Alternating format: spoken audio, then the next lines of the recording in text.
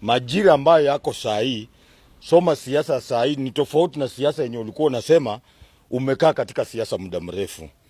Siasa ya KANU tunajua umekaa ndani, siasa ya Kibaki, siasa ya Uhuru na saa hii siasa ya Ruto.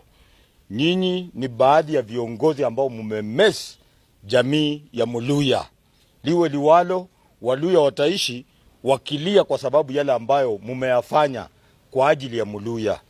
Ya kwanza, Lusaka unapopiga kifua kwamba Edwin Sifuna hana pesa, nataka nikutume ground usome kwamba Wakenya wengi kwa sasa wanakataa serikali uliomo ndani kwa sababu serikali hii imewafanya Wakenya wengi ni maskini.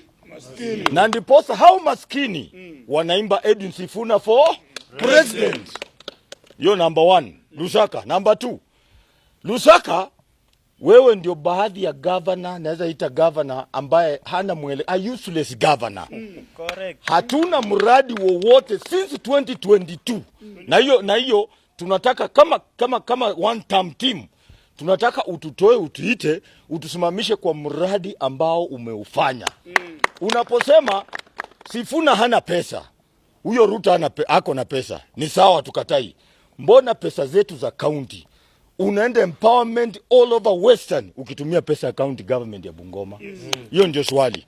Ya pili, Nzoia Sugar Company, pesa yote ulipeleka wapi? Kwa Ruto. Sababu gani? Na ana pesa. Kiwanja ndege imeenda kwa sababu ya Ruto. Ni Sangalo Institute, shamba ekari 100 umepea East Africa University ambayo inahusishwa na Ruto. Mbona kama ana pesa angenunua shamba yake?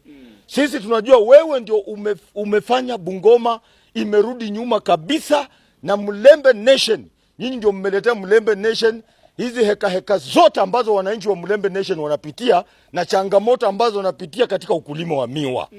Hivi leo ninapokuambia kama Secretary General, hii siasa ni tofauti Lusaka. Upende usipende, mahali tunaenda ni kubaya. Watu hatuna balance kwa mifuko. Afadhali wewe Mungu alikujalia unaruka hapa na pale na ukora yako ukiwa na pesa, mfietuzi mkubwa, mimi nikiwa zaidi chini yako. Leo hii wewe ndio unatamba na pesa yetu kwa njia ambayo haieleweki. Ndio maana tunasema kwa sababu ya unafiki yenu na uongozi wenu mbofu katika kaunti ya Bungoma, ndio maana tumekuja na slogan sisi ni Sifuna. Na hapo hakuna kubahatisha. Ya mwisho kwa kia nyinyi kama viongozi wetu wa Bungoma, Weta mara mingi ameshawahi tuambia, na si mara ya kwanza, kile unachodharau ndio kitalalisha mama yako. Weta nimekuja na hiyo kipindi baba, wewe ndio umeleta hiyo slogan. Bali nisi oleka si konya mao. Weta huo unasema. Mumesema Sifuna ni one term senator na anambio na ni kama moto ya Masakari. Mimi nataka kuambia huyu Sifuna haka anaenda kufagia viti ya Ford Kenya Bungoma. Ukitoka tu ya Mount Elgon ni watu wenye wamechanganyikiwa. Lakini kile najua eneo bunge 9 inaenda kuwa ya Sifuna. Upende usipende, ndio utakumbuka siku moja unapoamuka utaona Senator Sifuna ndio sasa amefunga taweli anatoka kwa nyumba ya mama yako.